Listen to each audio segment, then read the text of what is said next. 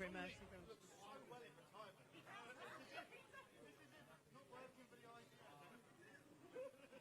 He was always your favourite. He was always your favourite. No, so you look like you've been playing it. And Dominic gets, you look amazing. Finally, it's there.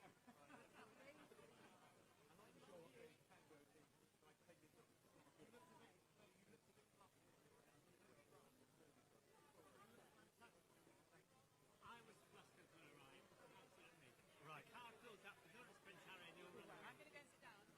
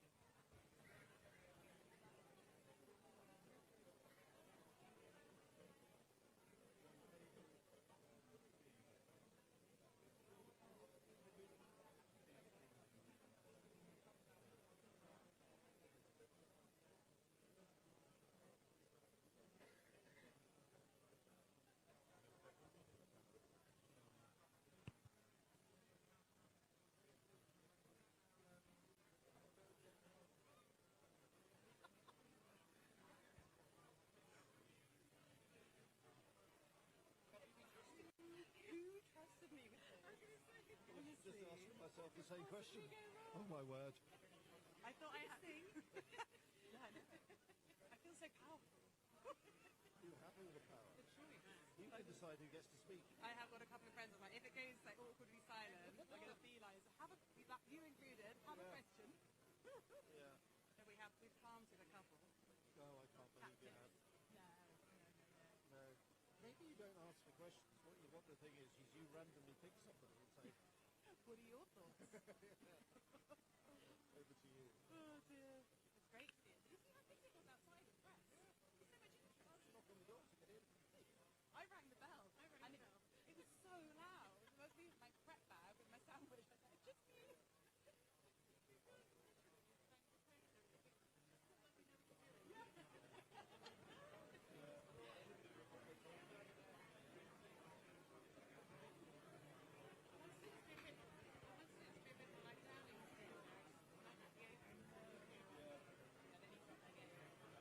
I actually have a question about my mic job, and I don't know who to ask. My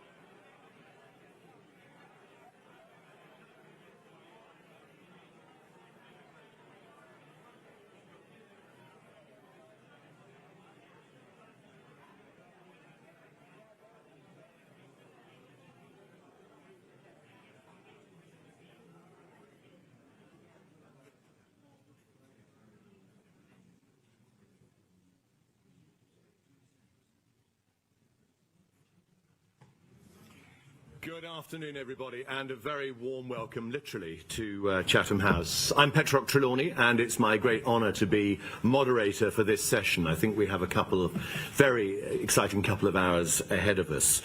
This Invictus Games Foundation Conversation kick-starts Invictus Week as we celebrate the 1 year to go milestone. 1 year until Invictus Games Birmingham 2027. Various events are taking place over the next few days, culminating with a special showcase event at the National Exhibition Centre in Birmingham. And I hope many of you here today will be able to join us for that at the end of the week.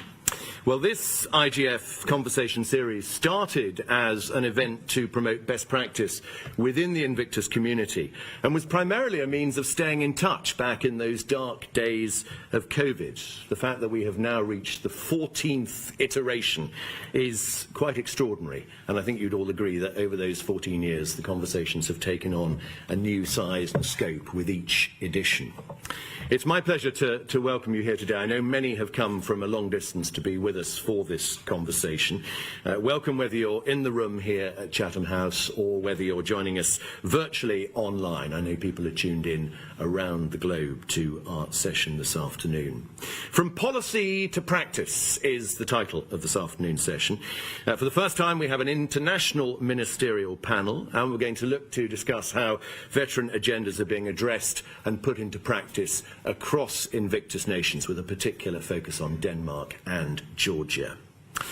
It is a jam-packed programme ahead of us. I think my main task is going to be keeping things moving so everybody gets a chance to say what they want to say. In a moment, we're going to hear from the patron of the Invictus Games Foundation, Prince Harry, the Duke of Sussex. I know, sir, everyone in the room is delighted you're with us today. First, I'd like to welcome the chair of the Invictus Games Foundation, Lord Charles Allen.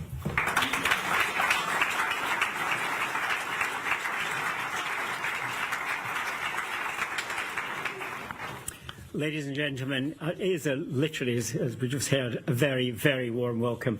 And we'd like to thank Uganda for bringing the weather. They said they bought it on the way at the airport, but we're very welcome for that. It's a pleasure to open this event. As you said, it's our 14th iteration of the conversation. And what a conversation I think we're going to have this afternoon.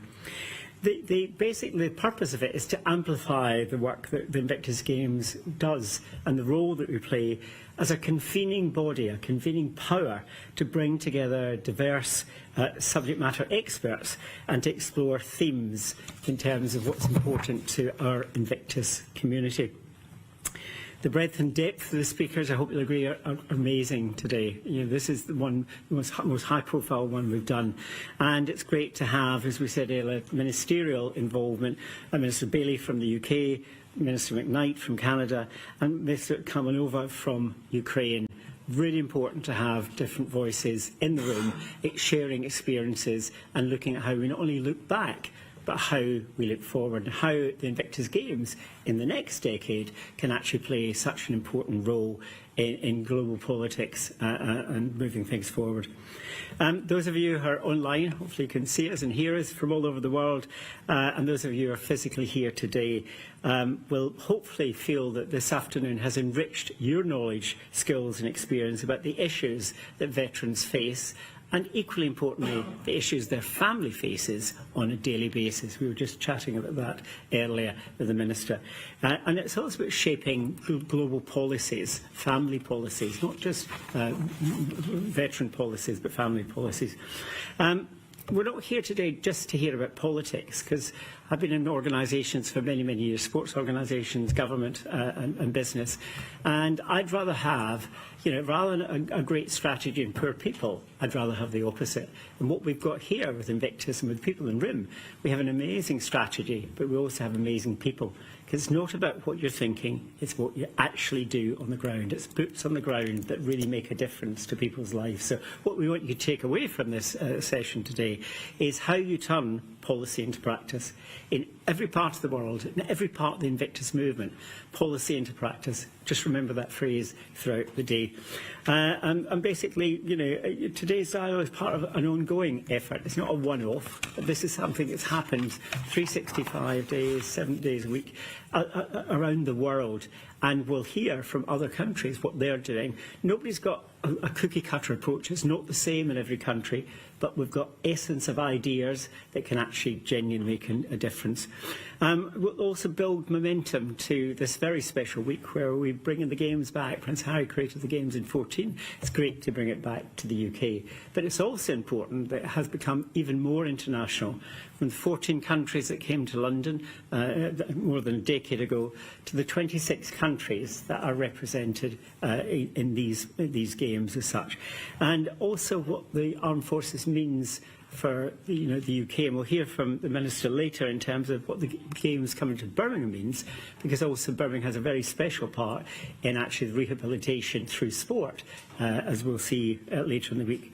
And it really is going to make a massive difference globally. And I want to thank the team from Birmingham who are here today. We'll see more of them, you'll meet more of them as we move forward throughout the week. But it's just a very special week. It's a whole week of celebration. These discussions, these events wouldn't happen without our partners, and I'm really grateful to all of our partners for supporting us on an ongoing basis, and that's ATCO, American Airlines, Clifford Chance, Briganti, Monster, and importantly Boeing, who have been a key sponsor for many years. And this is about long-term relationships. It's not a quick fix. It's not sponsoring the games. It's actually coming in and being part of the family. We were chatting about that earlier in terms of be part of the movement. Yes, money is important, and we'll talk about that. Money is very important, but it's much more than money. It's about engagement as such. When I became chairman 4 years ago, we were celebrating, we just celebrated 10 years. And when Prince Harry asked me to be involved, I had said to him, well, maybe in 3 or 4 years' time you won't need the organisation. How wrong was I? And that's the sad thing, that basically I think we're needed even more now than we probably were even needed back in 2014. I never thought at my age then effectively I'd see war in Europe, and look what we're facing on a day-to-day basis as such. So that's really important. But those partnerships are really important to us in terms of long-term partnerships. I challenged the team when we had this 10-year celebration. I said, think about 10x. The next decade, we need 10 times more money, we need 10 times more activity, we need 10 times more impact. And the role that we play is really important in terms of that role from a geopolitical perspective, as well as a financial perspective and a very practical perspective to change and save people's lives. And those of you, many here, have been to Games before us. It's quite an inspirational and transformational thing to go to. It really is. And I think I'm very excited about having that on our home ground here in Birmingham. However, there's no person more familiar with what we do than the man who created, our patron and founder of the IGF, Prince Harry, the Duke of Sussex.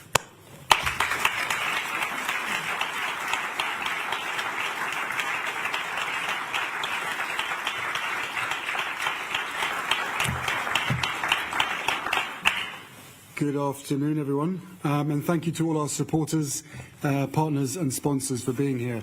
It is one of the few rooms or buildings, certainly this room, in the UK that has air conditioning, so I can understand why every seat is full. I get it.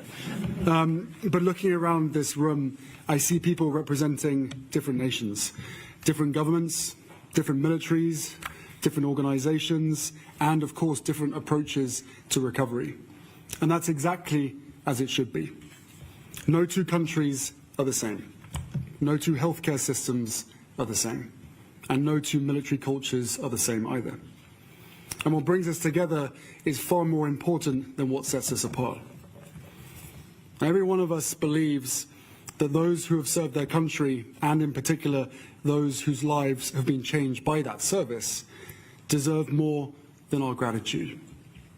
They deserve opportunity, the chance to redefine one's purpose and identity. They deserve to truly feel our admiration and respect. And they deserve every chance to build the life that they choose beyond military service. That's what the Invictus community is all about. Now, over the next 2 hours, you'll hear about programs, partnerships, policies, and practical solutions, all in the hope of making progress, which comes when we're prepared to learn from one another. For many people, the Invictus Games are the moment that they first encounter this community. They see extraordinary competitors on the field of play, incredible families supporting from the stands, and they witness resilience in its purest form. But those of us here know that the Games have never been the destination. In many respects, they and the training to get there are the beginning, the catalyst, a spark that can ignite recovery, rebuild confidence, and reconnect people with a community that understands them. The real work happens long before the opening ceremony, and the legacy continues long after the closing. It happens in rehabilitation centres. It happens in local gyms or in their garage, across communities around the world. It happens through families who never give up, through coaches, clinicians, welfare teams, employers, and of course, volunteers. Through veterans supporting veterans. And through leaders who choose to invest in people rather than simply admire their resilience from a distance.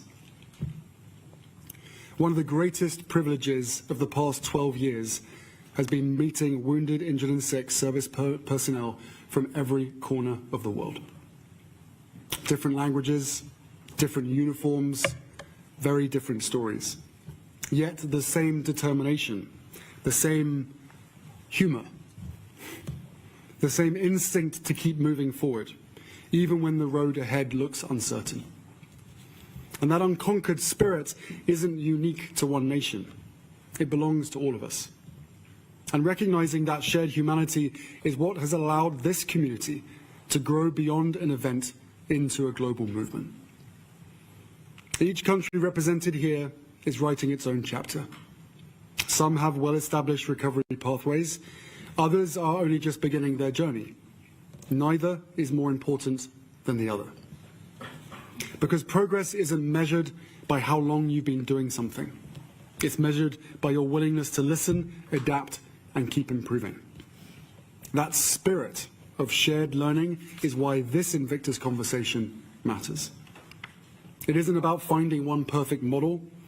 It's about understanding what works in different contexts and asking how we can make it work for more people. So, how do we remove barriers? How do we create systems that don't just respond to injury, but enable people to thrive afterwards? How do we ensure that recovery isn't defined by a program with an end date, but by a lifetime of opportunity? And these are questions that no one nation can answer alone. But together, we have a remarkable opportunity to learn from one another, to challenge each other, and ultimately to strengthen the support available for every wounded, injured and sick service person and veteran wherever they live. And I'm also incredibly pleased that today we will welcome another nation into the Invictus community, Uganda. Thank you.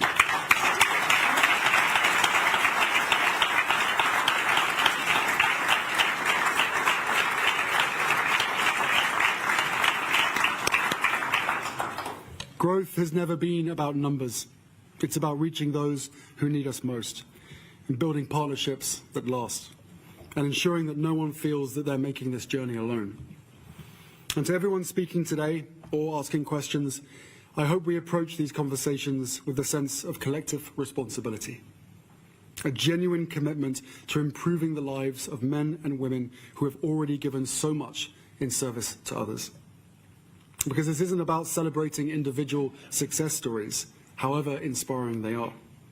It's about creating systems that make those success stories possible, changing cultures and expectations, and ensuring that further generations of wounded servicemen and women know that recovery is not something that they face alone. I hope you leave this conference with a deeper understanding of what the Invictus movement really is, and not simply a week of sport every 2 years, but a community united by one belief: that the unconquered human spirit exists in every nation, and that our shared responsibility is to create the conditions in which it can flourish. Thank you.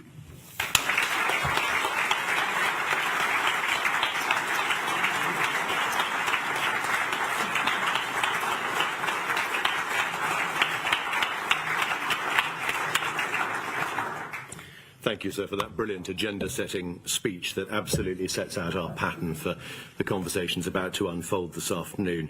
Our first panel is going to discuss veteran agendas with ministers from three Invictus nations: Canada, Ukraine, and, of course, the four nations represented as part of the UK. I know this is going to be of great interest to Invictus nations representatives here, and after our conversation, there will be a chance for you to ask questions.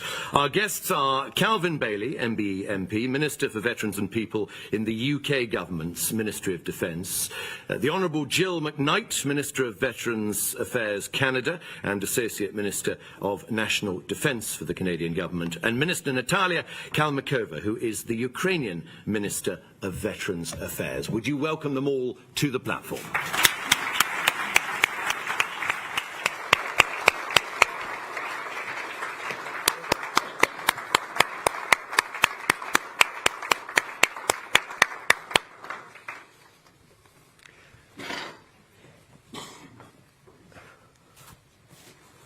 I think it would be very good to start with a question for each of you about how important you see Invictus Games as being. Let me start with you, John. I think